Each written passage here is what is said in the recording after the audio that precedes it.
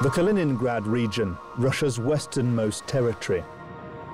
Before 1945, it was called East Prussia. There are still many reminders of German presence here. This Lutheran church was built in 1872.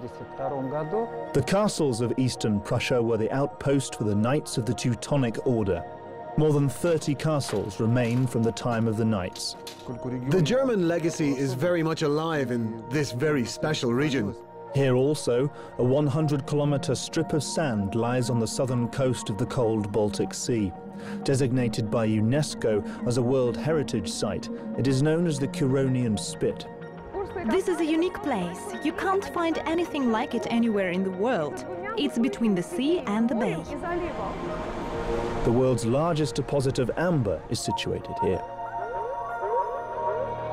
This is the starting point of the Great Amber Road.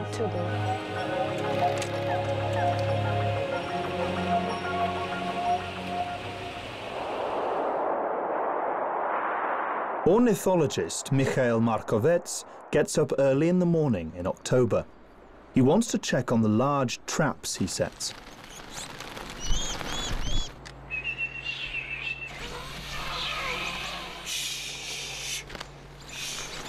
This time, blue tits writhe in Mikhail's net. October is the peak of migration for these birds. Their main route flies over the Curonian Spit.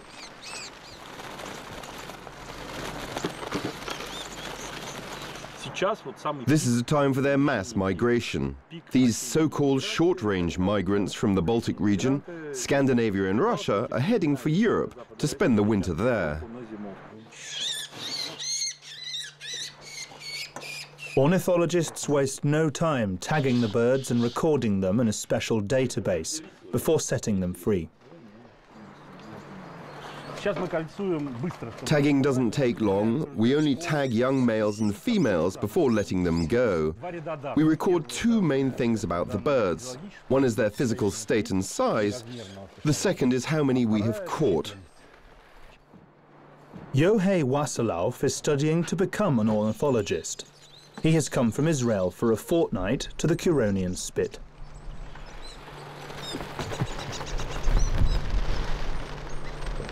I came for 2 weeks, especially from Israel, just to see this incredible migration. Just raise your head, and I think hundreds of thousands of birds just passing above your head. The Curonian Spit is an ideal place for studying birds.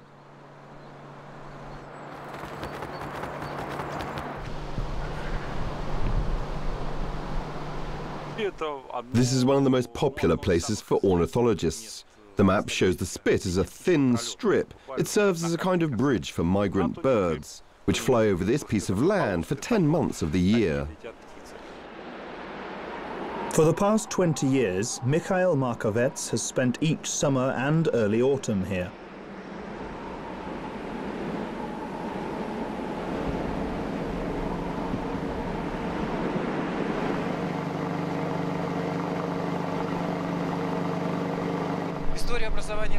The history of the Curonian Spit is unique. It's a narrow piece of land which was created by nature. 5,000 years ago, an ancient glacier receding to the north left behind small isles of clay. As time went by, currents and winds covered them with thousands of tons of sand brought in from the mainland. This is how the spit formed. Many years later, those individual islands merged as a result of currents depositing sand and silt between them. The 100-kilometer-long Curonian Spit is divided in half between Russia and Lithuania. The thin strip of land separates a freshwater lagoon from the Baltic Sea. In the old days, almost the entire Curonian Spit was covered with sand. Scientists in the 19th century named it the Baltic Sahara. The massive dunes were in constant motion. They turned everything in their path to desert. People of the Kurshi tribe were the first human inhabitants of the Spit. Rather than fight against nature, they instead moved from place to place to keep away from the advancing sands. That situation began to change when Germans came to the strip in the Middle Ages. One of the dunes moved from 2 to 16 meters a year. It took it 500 years to cover 13 villages, a knight's castle, and 2 German churches with sand.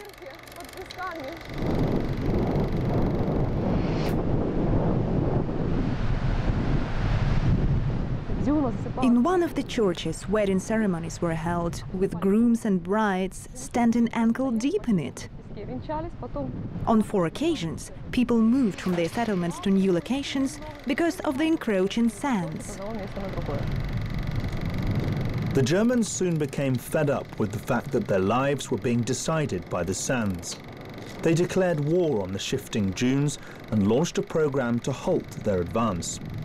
They built a barrier on the Baltic coast to protect the Spit from the forces of nature. The measures halted the formation of new dunes on the Baltic coast. The barren dunes migrating along the Spit then evolved into forest.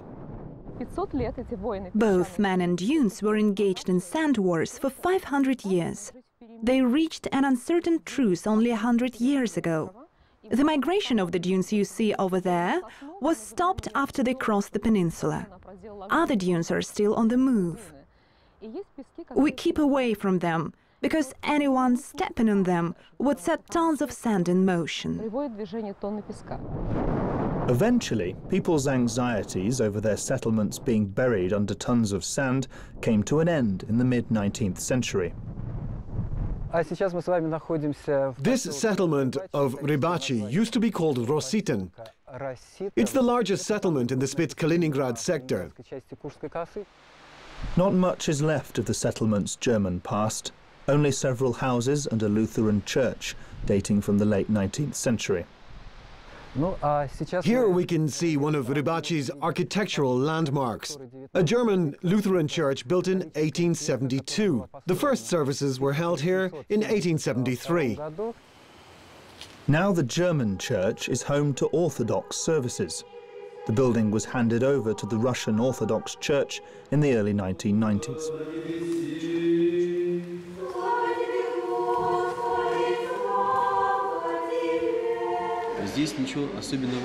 People living in the Kaliningrad region, including myself, find nothing extraordinary about Orthodox services being held in German churches.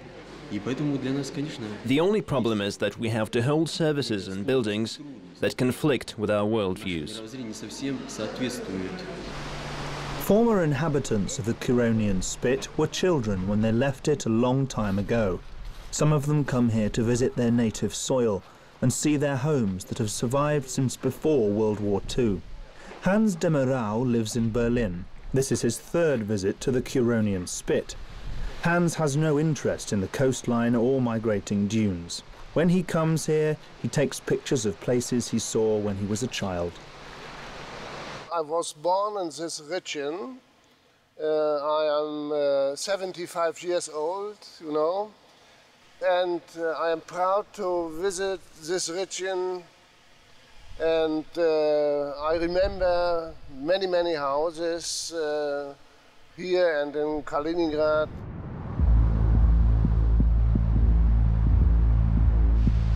The Stein Fort is another survivor of the German legacy in the Kaliningrad region. The fortress itself was part of the fortifications built around Königsberg, the capital of East Prussia in the late 19th century. Nowadays, Königsberg is known as Kaliningrad. When the Red Army launched an assault on the city in the spring of 1945, the fort miraculously escaped harm. To date, the building still has no central heating, and electricity is a luxury here. Stanislav carries a kerosene lamp as he walks through the long, echoing corridors, much like its German residents did in the old days. After all these years, I can't tell you exactly how we set about it. To begin with, we made sure the place was kept warm and we had a supply of water. Collecting all the garbage took us several years.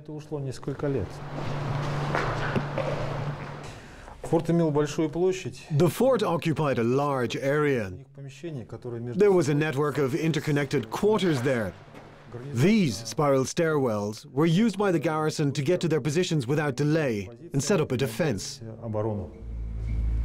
Stanislav and his wife are the only inhabitants of the old fort. They are as much a point of interest as the stronghold itself. The two decided to make their home in the abandoned German bastion 20 years ago. There's one funny story about that door. It became rusty, and it was very drafty here. The draft was traveling from one corridor to another, so the door made an awful sound slamming constantly. It was really scary, like this.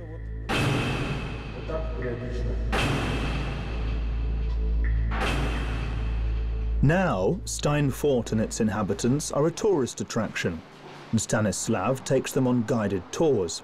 Most of their questions don't concern the fort. Rather, they want to know why Stanislav and his wife chose to make this unusual place their home. I wanted to do something to help protect a place worth preserving. This fort simply was the first to catch my eye. I think I might be called its keeper. My wife and I will watch this place as long as we are strong enough to do what we can to help it. The Laurashonis still have a long way to go before their plan comes to fruition.